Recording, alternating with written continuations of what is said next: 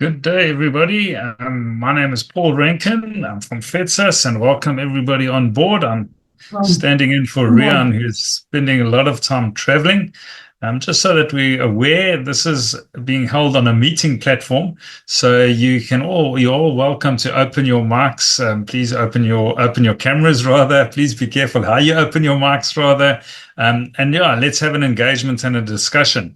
Rian and myself about 6 months ago decided that maybe we're tired of sitting on the screen and just talking to people, and we'd like other people involved as well. So Elrieta's in the background and she's going to be pushing buttons. So if the view changes and I'm no longer spotlighted and there's a lot more people on the screen, please don't worry about it. But if I can just ask you just to keep an eye on your own mics, so that we know you can control your noise and your flow in the background. But if you are, and I'm going to sound like an Australian broadcaster before a rugby game, if you are willing, able, and capable, please open your mics, your cameras, so we can actually see who we've got on board. I see the numbers are flowing through.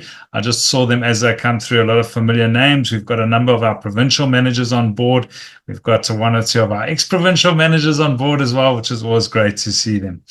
So yeah, in Rian's absence, we're really just going to have a discussion, and you've obviously seen what the topic is. We're talking to Norman, or with Norman Colling from Registered Communication.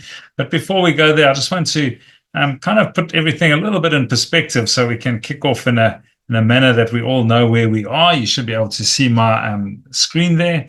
Let me just move a few things out the way. I see there are still more people coming on board, so thank you and welcome everybody. If you can, and I'll repeat it, if you're willing, able, and capable, please open your cameras, and then we can just see each other, at least in the process. And I can see a few cameras opening up there, so really great to see you. For those of you that just arrived, my name is Paul Rencken. I'm standing in for Rian. Rian's busy flying down to Western Cape. We've got an independent schools conference down there. Today's a little bit of a mixed bag. Essentially, the registered communication sits within the Centre of Technology, which has been going for more than 8 years. The Centre of Technology has, and we really want to get to the point where we live through that process. We learn as we live. We understand where we sit. We definitely, this is probably going to be a bit of a groundbreaking session. And if I show you the next slide, we're starting to talk finance as well. So our Centre of Finance and Risk Management also plays a role in this. And essentially, we're using technology here to solve a financial challenge. And I think that really points out to the fact that we aren't living in silos. We no longer, and for those schools that do such, please be careful of this. We no longer go to a room to do technology. We no longer go to a certain place to do things. We no longer go to the bursar and the bursar collects the money if we use it on that way. There's a number of other elements that we can fit into the process. And we kind of learn as we live in these processes that we use the technology that's relevant, the technology that's relevant to what we're using, and then to try and get to financial sustainability. And I know that sounds like a bit of a wish in the present environment. Norman and myself were talking beforehand, and no names mentioned, but schools are really struggling out there to get money in, and we understand that. And hence, we're looking for ways where we can use relevant technology to try and get to that point where we've got financial sustainability. And we get these ideas come through to us. When I say we, Rian and myself and the rest of us in FEDSAS get a lot of these ideas, and we'd like to share them with you as much as possible. I always think back to someone who says every budget is under strain, and it doesn't matter how much money you've got, every cent counts. And I think that's quite important. Obviously, schools are going through their budget cycle at the moment. Norman can speak to you a little bit more about the cycle of collection, which was also an interesting discussion. But I think it's very important to realize that even more so now than before and in the past, we've got to make sure that every cent counts.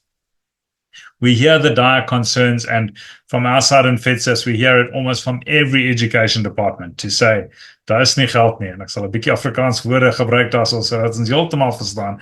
There isn't money, but what are we going to do? So we've really got to be careful and really got to be good stewardships of the money that comes in so that we can get our schools to a place where they are financially sustainable. And that's where we go back to the tech. There's tech involved that we can bring through into the process. We've recently just released there's two most recent magazines that have come out. The October TechTalk has come out as well, and the August Rand Matters was out a while ago. Alberto will probably drop into the chat box so that you can pick up a copy of that and use it almost as a coffee table book, if I can call it that. So that sounds quite strange, but page through it. There's a lot of information in there. There's a lot of information that might have been in previous ones, but there's a lot of promotion of the things that are going on around us that are not necessarily just school related, but lead us towards that sustainable school setup. And I think that's quite important to keep abreast of what is out there and what we can do to put in place. Before I hand over to Norman, and I'll show you there, we'll get Norman's camera is open already. Can I just ask that maybe we type into the chat box? We just got a chat box. Type into the chat box what your designation is at the school. I don't want everybody to put their hand up and introduce themselves at this stage, although we will open mics later. So if you have got questions, please feel free to ask them later. But maybe just type into that chat box, what's your designation, just to give us a bit of an idea of the audience that we're talking to. So are you the treasurer? Are you the financial chair? Are you the educator that's been told, can you help us and make a plan with this? Are you the principal at the school, or are you the chairperson? One of those, just so we can get an idea, and we'll be able to have a look and see who's through there. I see we've got debtors department that's come in, debtors clerk that's come through, and we'll wait for a few more just to come through, just so we can pick up and get an idea of who we're dealing with. You may well have been sent to this online session by your principal, and I use the term very loosely. You may have been said, go along there because you need to do that. There's a gentleman in there that's typed his name, but we've got your name. So if you wouldn't mind just typing your designation. And remember, it's an open platform, folks. So that's great. I see there's people from St. Michael's, Eden Glen Primary School. We really want to not sit in that anonymous world here that we've kind of got used to because of online processes, and just open the discussion a bit and share best practices, share what we're doing once we go through the details. I see the principal from Sun Valley's there. Welcome as well. That's great. I think it's really helps us just to get an idea of who we're speaking to. It looks like mainly, if I can maybe guide Norman a little bit, mainly we're looking like the people that have actually got to deliver. Okay. So not the people necessarily sitting in the boardroom, and I'll use that term loosely. So not necessarily the chairman of the governing body, but the people that have actually been tasked with, go and collect that money. Please go sort that out. And I think that's the challenge that we want to look at. I'm going to stop sharing now and just get everybody on board. Myself and Norman's just come on board there. Myself and Norman are spotlighted at the moment.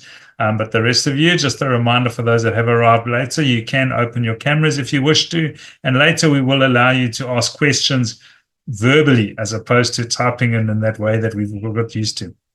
So, Norman, thank you very much. I know you up in Joburg. I don't want to say I'm in sunny KZN because we've had a lot of rain down here. But I know you're up in Joburg.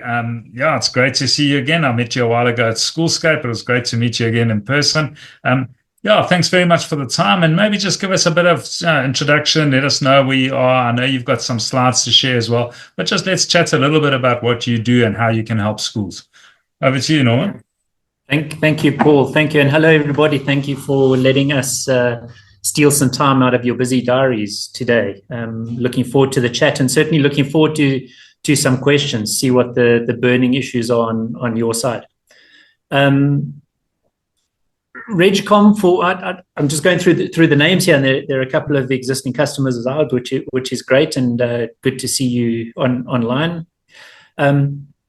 So the existing customers would kind of have an idea of what we do. We like to think that we are quite good at electronic communications.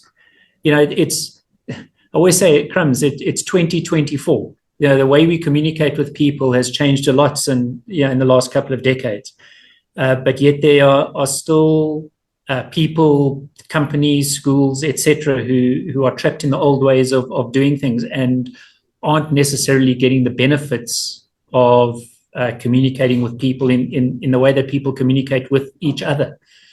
So we like to think that we help people along that journey of how to make their communications. In your cases, it's communications with parents, how to make that more effective, especially considering the challenges that you guys face. The school's environment from where we sit is very different to a business type environment. So we're quite fortunate. We've got around 800 corporate customers on our books.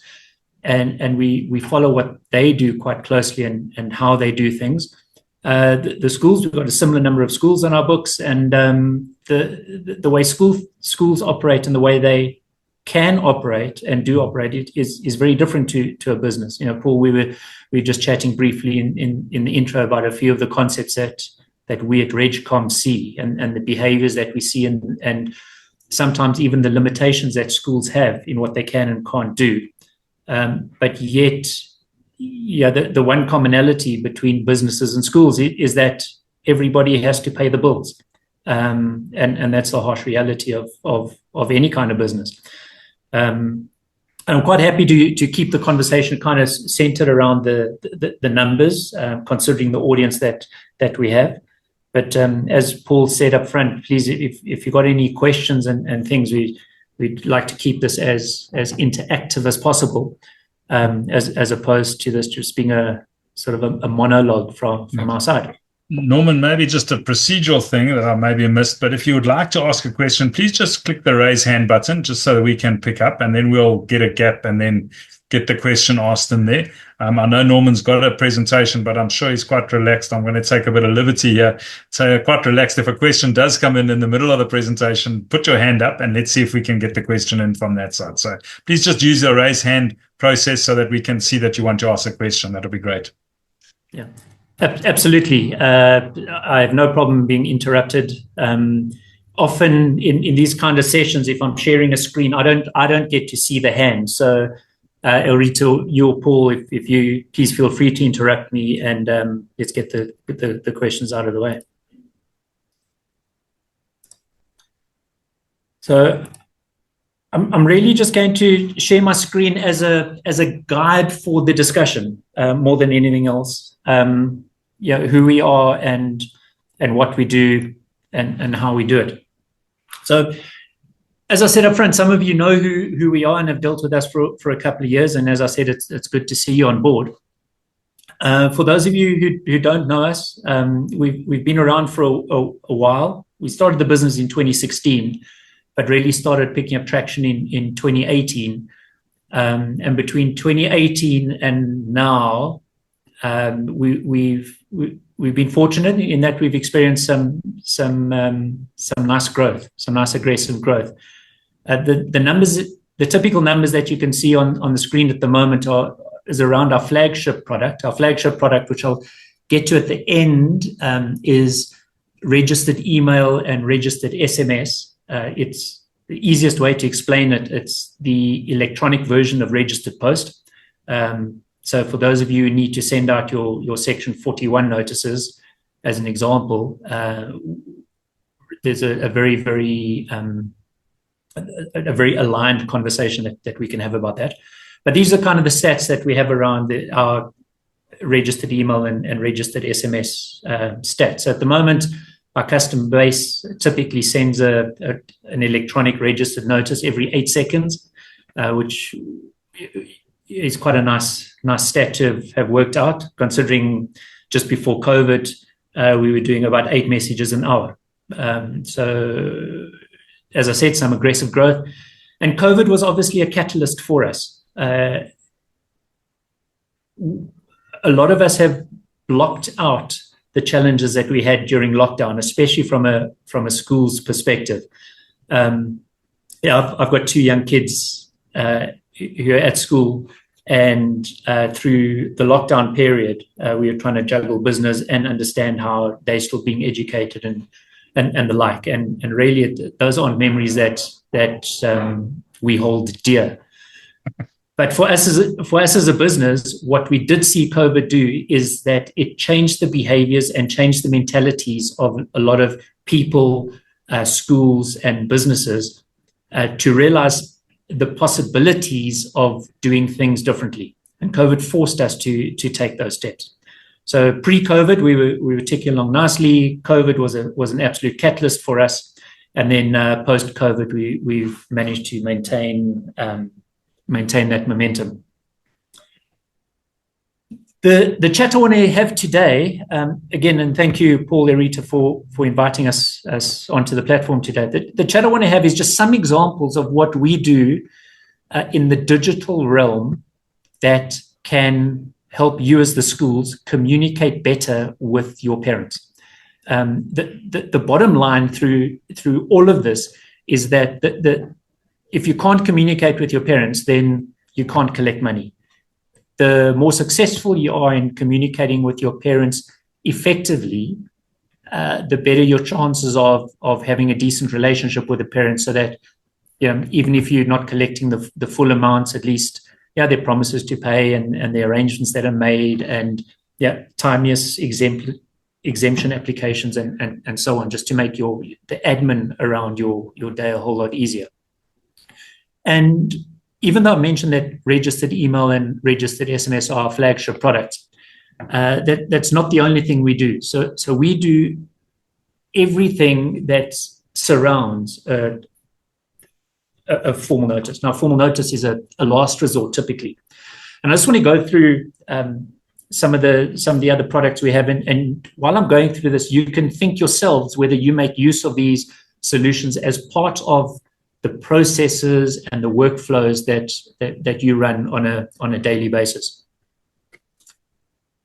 So the first one is around, if you're going to communicate with a parent electronically, do you have the correct contact details?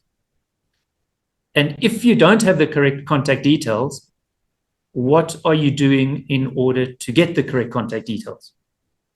When Poppy was first promulgated, I think it was 2 years ago now, maybe 3 years ago, everybody was very, very scared around what you can and can't do relating to personal information of people, and can you remediate personal information? It's a fancy way of saying, can you get updated personal information without getting it directly from the person? And fortunately enough, the market has evolved to such a state, such maturity, where everybody has realized that Poppy actually makes provision for you to get whatever details you need, in your case, about parents and how to contact them. So we have an engine that will take a piece of information that you have. Let's use an example of an ID number. And using that ID number, we'll plug it into our engines, and we're going to interrogate, I think it's just over 1,500 different data sources. So it's all the financial institutions, it's all the municipalities, it's all the telcos. And we take that ID number and go and get the latest, greatest contact information for that ID number. And again, the purpose of that is just to give you the best possible opportunity of making contact with the relevant people that you need to.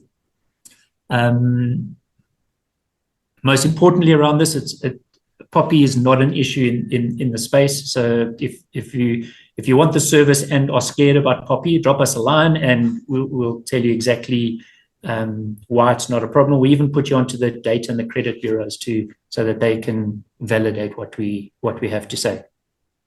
But first and foremost, if you're going to communicate with a parent, you need to make sure that you've got the correct contact details. The second one is bulk SMS. And bulk SMS, a lot of people sort of shun the idea that bulk SMS is still relevant and important, etc. But it's an incredibly effective and cheap way of getting messages to parents. Granted, it's only a unidirectional message, a one-way message, a push message, and in our view, it's underutilized. So you might have in-app messaging at your school, which is fairly popular, but sending out sort of other kinds of messages, once-off messages to select groups of parents as part of a targeted campaign, it's really, really cheap and easy to do. And a common thread through all of these products is that the way that we report, that we're able to report on all of these digital platforms, is all of these reports about the history and what was said to whom and so on. It is very, very easily integrated back into your school's line of business system, back into the scholar's record or the parent's record as such. Bulk SMS, don't shun it, incredibly cheap, and still very effective. The next one that we see a lot of our schools, actually, and a lot of the banks as well, battle with is the concept of creating documents, and most people call it a mail merge or a document merge. So you've got 500 letters that you need to get out to somebody. How do you go and create these letters without typing each one of them individually and saving them as individual files? So we, along with many other people, we have ability to do bulk document creation, and then obviously the distribution around through any distribution channel that you like once you've created the document. A particular kind of document that often gets created is a statement, and especially when parents don't have an email address, but you do have a mobile phone number for them. Getting statements delivered directly to a mobile phone in a manner that looks pretty and looks nice and looks formal, again, we find is a fairly popular mechanism of getting information to parents. So the concept of electronic statements, again, we take a feed out of your line of business system, we collate the statement to look exactly like your statement and push it to a phone as if it's pushed to an email, or even you've printed the statement and put it in an envelope and posted the document. The last one, and this is really where I think there will be more focus, certainly from our side. This is the most popular product that we have in schools, is that good old Section 41 notice. And if you need to try and manage a parent who has fallen behind on a payment plan around school fees, then how do you do that? And as I said earlier, this is our flagship product, and we have the ability to send this registered letter, the electronic registered letter, to those parents, either directly to an email address or to an inbox. I mean, to an email address or an inbox on a mobile phone via an SMS type channel. This service is used in your environment is used predominantly by two parties. The first party is the actual school itself, and then the second party is often schools make use of external debt collectors to send these notices on behalf of the school, and we have tight relationships with many of the debt collectors that specialize in schools. I think last week there was Paul, you hosted one of them in your last TechTalk. Yeah. So we work very, very closely with those external debt collectors, again, to help get notices to those parents. I'm going to show you the output of that. The last one is, as I said, reporting. You want all your information to sit in the same place. The beauty about having digital information is that reporting becomes really, really easy to collate and to manage. But back to the registered emails, registered SMSs, and what it can do for your school. It's not so much about how you get the letter to the parent. It's more about what is the reaction of that parent to the letter. Now, nobody wants to go and get a judgment against the parent. Let's face it, there's no value to the parent, there's no value to the school to follow that process. However, if you read some of these comments, it's about how do you activate the parent to respond to your notice and at least open up a channel of communication with you so that you can resolve a problem. You may not resolve it today, but you may need to resolve it over a period of time. And these comments, they all come from some of our schools. And the underpinning tone of these comments is really that the parents start coming to the party, or more parents come to the party when your Section 41 notices are sent via a channel such as ours. And it's probably because there's a strong chance that the parent's actually getting this notice and looking at it.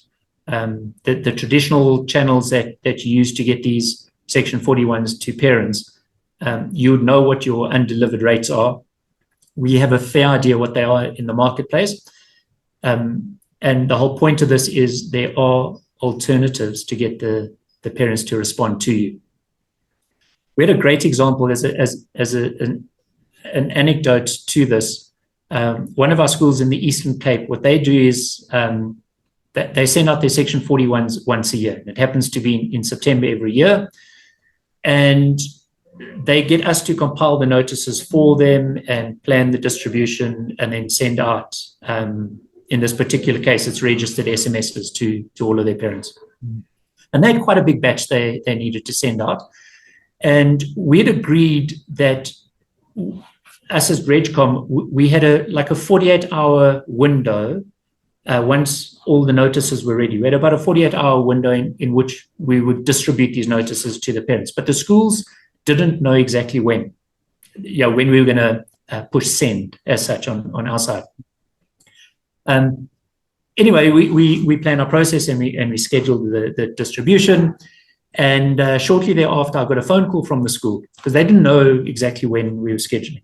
I got a phone call from the school saying, Norm, I know that you guys have sent the batch. So I said, how do you know that? And they said, our phones are ringing off the hook. All these parents that we've been trying for 7 months to get hold of and beg them to pay and make a plan and come to the party, suddenly they're all phoning us. So for us, that's a great news story in that, as I said before, there's no value in anybody getting it or any school getting a judgment against a parent as such.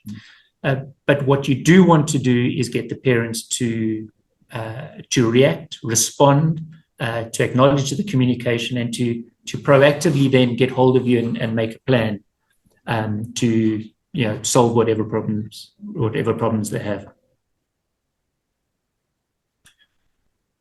So as we get to the end of this, if there's one action item you can do, the very, very first and only action item that you should focus on is when you're getting new people into your school, make sure that you're getting their digital domicile. This form that you can see on the screen now is a form from a fairly high-profiled public school in the northern suburbs of Joburg. It's officially a Model C school, but one of those where they're based in a very affluent area. So the private funding kind of outweighs the government funding. And this is their part of their current application form, where they're still only asking for a residential address. Yeah, in 2 years' time or 3 years' time, when things start getting a little bit difficult with some of the fees, this particular school has very little option at that point in time as to how to solve the problem. However, if you're proactive in obtaining the digital domicile of your parents, at the time of admissions, it does help you down the line because then you have records on file that you can use. And again, let's face it, you've got more chance of a parent reading an email, an SMS, as opposed to them going to a post box to get a letter that's been posted to them in an envelope. So if there's the one thing that you can take away from this chat today is if you haven't already started the process of collecting digital information, and then with a bit of luck on an ongoing basis updating that digital information, then really start now, because that is the first step in the process. That is what we do. As I said, we've got a good couple of hundred schools on our books. We're obviously not allowed to mention any kind of sensitive information about those schools, but we do have a fair amount of insight as to some of the challenges that schools have, and some of the ways that we assist those challenges. They're new anecdotes that we get almost every year. But the key to this is that when it comes to communicating with parents, digital communications is certainly more effective than the traditional modes of communication that a lot of the schools still use today. Oh, super. Thanks very much, Norman. Just to remind everybody, Alberto has dropped in the chat box. Norman, if you wouldn't mind, just stop sharing now. I have dropped in the chat box the details to get hold of Norman.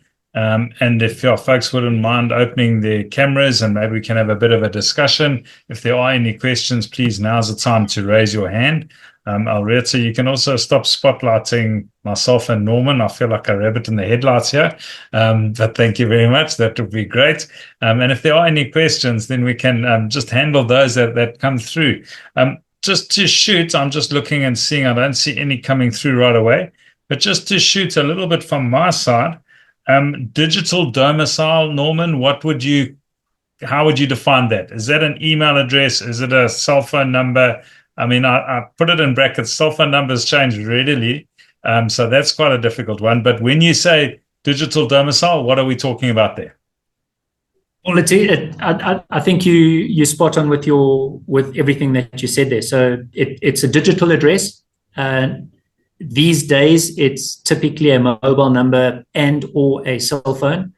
When it comes to the specifics of your agreement, what we found, and we actually learned from the banks, is that if you change your agreement to physical address and or email address and or mobile number, you cover all the bases as to how you can and can't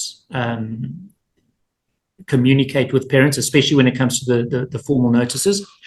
Paul, again, you're 100% correct in what you say around how often people change their mobile numbers, to the point where often they have 3 or 4 mobile numbers at any one time and just keep circulating them. At the same time, a mobile number is arguably the easiest piece of customer information that one can trace. So if you're looking to get hold of me and you don't know how to get hold of me and you go to a data bureau or credit bureau, etc., and ask for my information, the mobile number will by far be the most relevant and the most accurate when it comes to kind of my personal information. So go back to the key things here. Digital domicile includes email address and mobile number.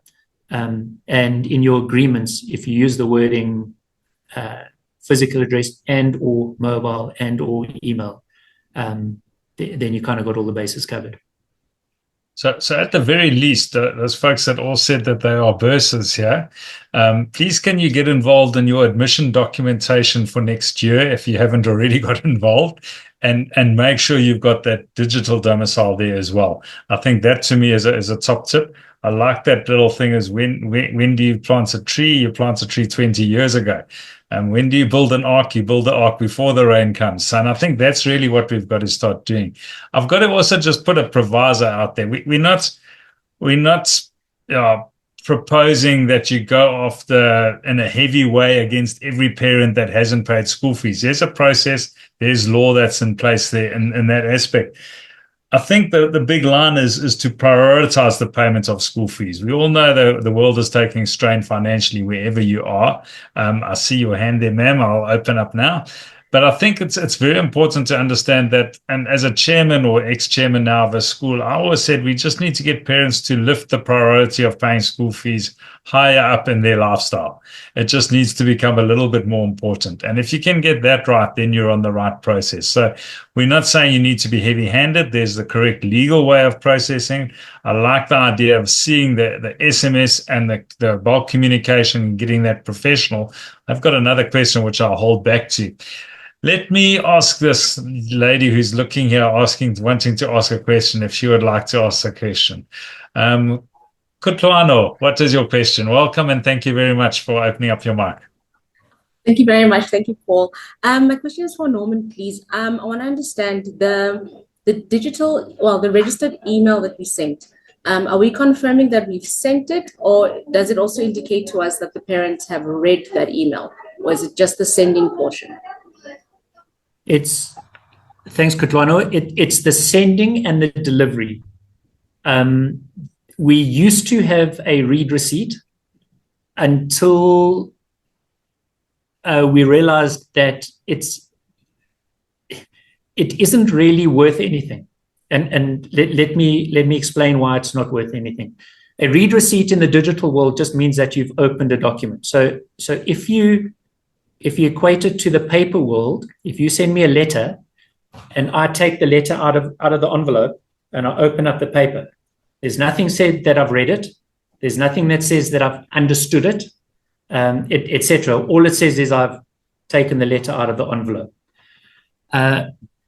In the digital world, however, what we find is that the benefit is more subtle than a read receipt. And what I mean by that is, think about every time your phone vibrates. The first thing you do is that you look at it.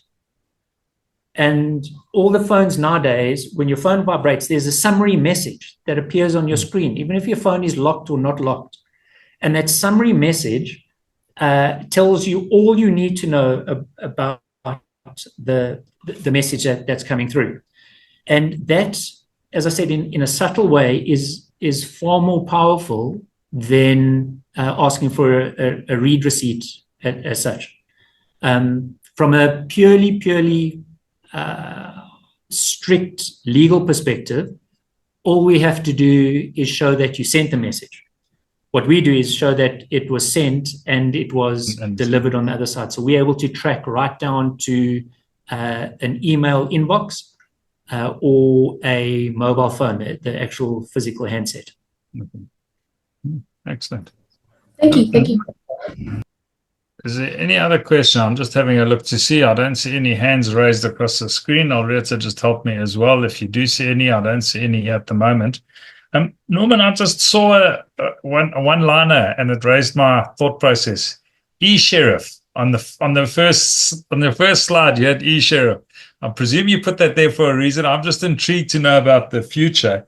And then I also want to speak to you a little bit, or ask you a little bit about fake messages. How much impact has the increase of fake messages got? You know, that one that says you've won $300 million or pounds from a British lawyer who's based in Nigeria. We all know that one. We've all received that one.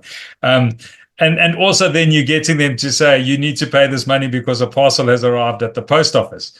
Little do they know that the post office is really close to being defunct. So the people don't respond to that much from that side, with all due respect. But firstly, eSheriff, what's that about? And what's the impact of fake communication that's been coming through, those scams that are coming through? Right. So eSheriff, I'm not sure how particular it is to the schools environment, but I'll tell you what it is.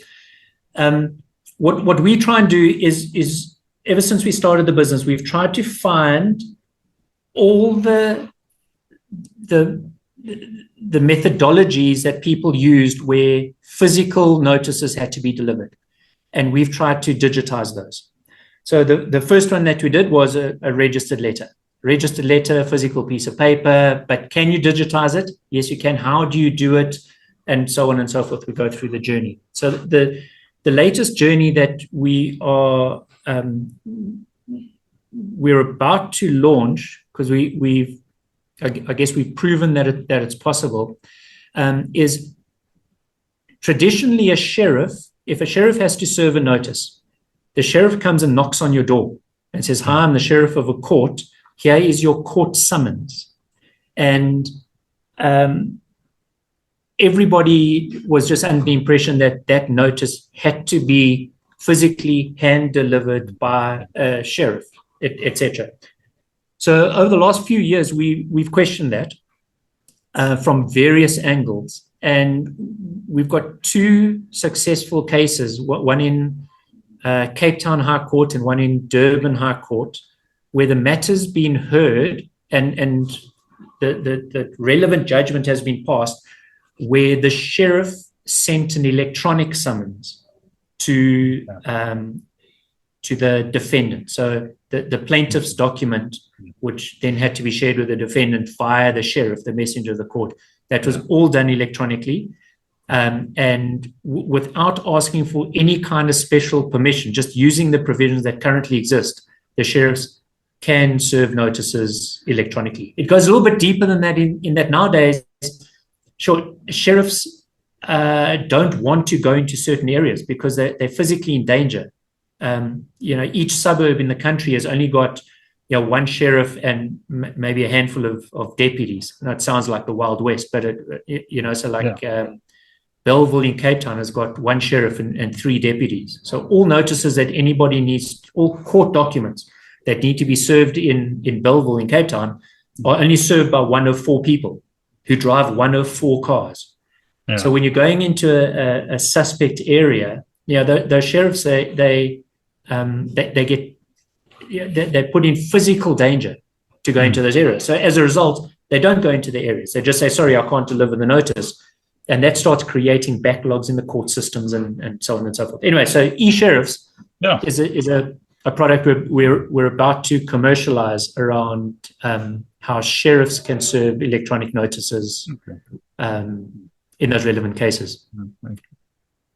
Before I go into your second question, Paul, I see Kutwana's got a hand up again. Yeah, please. Sorry. No, don't apologize. That's the idea. I'm interested in what were the 2 cases in Cape Town and Durban? Is it something that has been reported or is it reportable? If one wanted to kind of read into that a bit. So we've got the matters, the relevant matters. Both of them happen to be debt collection matters for 2 different banks.